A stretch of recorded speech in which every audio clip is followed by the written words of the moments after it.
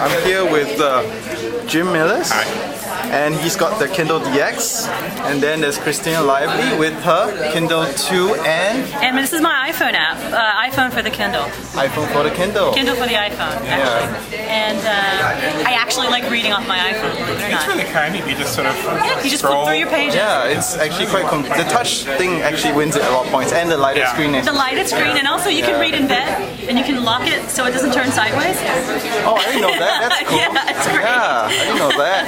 Oh, we'll come back to that in a while. Then this is the first gen Kindle, the one that I own, because I'm cheap. So this just shows.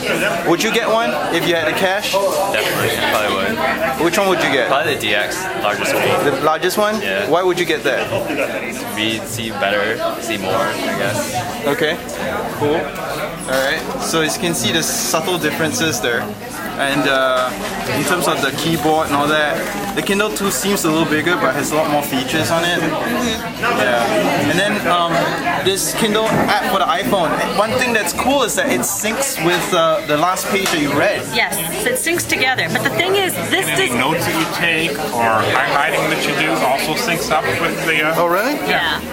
This will sync to this, but this will not sync to that. So if I read in advance in here, I gotta go back here and find where I left off. Yeah. Yeah. So I it discovered syncs that. one direction only. Exactly. Interesting. Yeah, but this is handy if you're like wanting to read in bed at night and Yeah. you don't have a light. Yeah. See, because these screens aren't lit, they don't have a backlight. Right. This does. And so you can read in good light with the big guy and then take this to bed with you and continue reading. Because that's what I did on vacation all last week. Yeah. So there's a few advantages to using this over this. Other than the size and the legibility, this one's got a touch screen and all that, so it's very convenient. Right. So you can advance. You just kind of slide it around. So the smaller screen doesn't bother you? No, well, I kind of, no, I'm surprised at how much it didn't bother me. I thought I would be a little frustrated, but you just flip through each page. I've knocked up the font a little bit, so it's a little bigger, but it is. I think it would be harder to read a scholarly book with footnotes. Yeah, oh yeah. Looking back and forth all the time. Right, So for a novel, it'll be fine. For a novel, for light reading, it's perfect. Okay. Yeah. Anything that, has a lot of detailing notes and such, I think it would be a good idea. So if you need something with lots of images, references, footnotes, this is the one to get. Yeah. This is a graphic novel, City of Glass, by Art Spiegelman and Paul Auster. Okay. I just got that because I wanted to see what a graphic novel looked like on it. Yeah. Yeah, let's have a close-up. So the keyboard's a little smaller. And I can't get the macro turned on, but all the controls are there. It's pretty nice, huge. Reads PDFs. You can see that it flips through the PDF pretty fast too. Yeah. So, unlike the Sony Reader, which was my first Mine too. my first experience with PDFs on ebooks, and they tend to be very slow. Yeah. And the other, the big deal breaker with the Sony Reader for me was just the lack of titles available in their bookstore. Right. And I think it's still a lot less than the Amazon bookstore has. But the fact that we can just throw in our PDFs in here. Yeah. Now, do you think this makes a big deal in terms of piracy, ebook piracy and all that? Well, it's DRM'd. I haven't heard of any piracy problems with the Kindle yet, but I think they need to get away from the DRM for it to really catch on. Because I can't finish reading this book and then lend it to her. Yeah, there's no resale value to it. There's no. Right.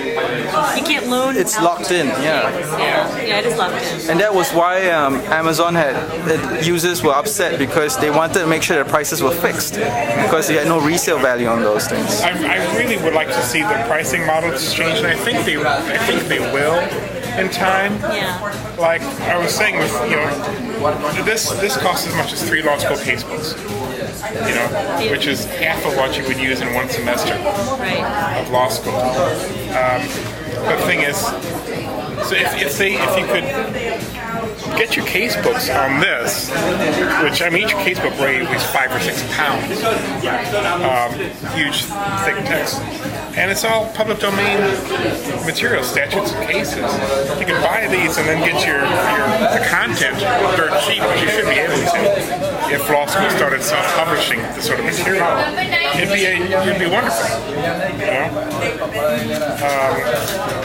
But we're not there yet. But I think that would be a killer for the law school publishing market. If you didn't have to carry a laptop and a big stick. That's why you see people dragging the rolling carts with their books in law school. There's so much to do. Now with our, I mean, we know so much advantages of ebooks and all that. With the legitimacy of using like the Kindle and all that in universities, and even our library now loaning out ebooks as well, or pointing to ebooks as well.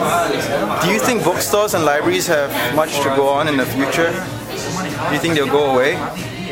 Do I think libraries and bookstores will go away? No, I don't. I think there's the emotional attachment that we have to these brick and mortar places. I don't think all of them will go away. But I'm surprised. Let me put it this way.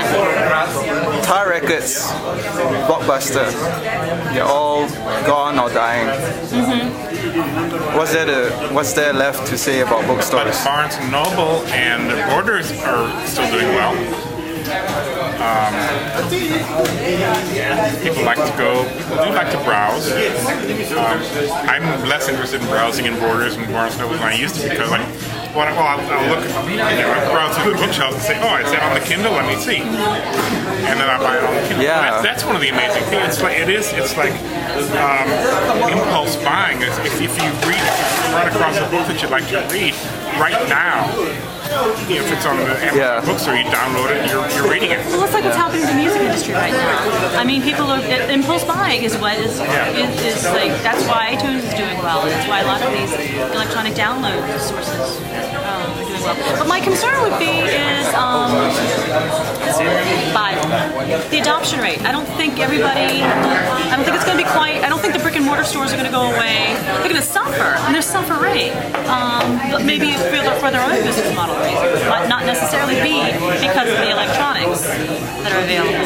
But I heard when I first Twittered or posted on Facebook that I got a Kindle, I got so many naysayers that were responding, saying like, you'll never, I could never give up my books. I like the physical form, blah blah blah. So that's psychologically, that's why I can't think that the brick and mortar is going to go anywhere anytime soon. And so. Yeah, I think one of the pertinent arguments so far is that the reason why ebooks have taken so long to catch on versus, let's say, music as MP3 or movie downloads even, is because unlike the media consumption of the other two media, the book reading experience still hasn't been replicated in the ebook reader form. Right. The flipping of pages and all that, it's just not the same. Versus say movie. It's the first one that's got the books. Like I had the Sony reader, played with it a little bit. Things I didn't like was there wasn't much of a selection. It wasn't Mac compatible. You had to actually plug it into your computer to transfer books to it. They didn't have a Mac version of the software, and still don't, I think. But again, there's a wide selection of books. You get them immediately. It's very easy to use. It's still not exactly the same as a book, but you don't get paper cuts from it. So this is the first one that I saw. We're getting really close to something that's going to be like universally acceptable. It's still a few years off. It's still for the early adopters and the folks who like the gadgets. But we're getting real close. Something that's going to be really viable. It's going to, at some point, it's going to be like, I remember when calculators were expensive, and now they're disposable. I think we're going to get to something like that with ebook readers, where they're pretty cheap, and. I still think the pricing for the books themselves is still too expensive. I think there needs to be some decisions made. Because I think, charging someone $25 for an ebook, for what? Well, again, a lot of those are academic books. Right. Not all of them. Well, I've come across some for what I do that much, and I can't justify. And I really think it would be great if I could buy, if I have a book that I bought from Amazon 2 years ago, and I like to buy an ebook, I'd like to get it for 99 cents.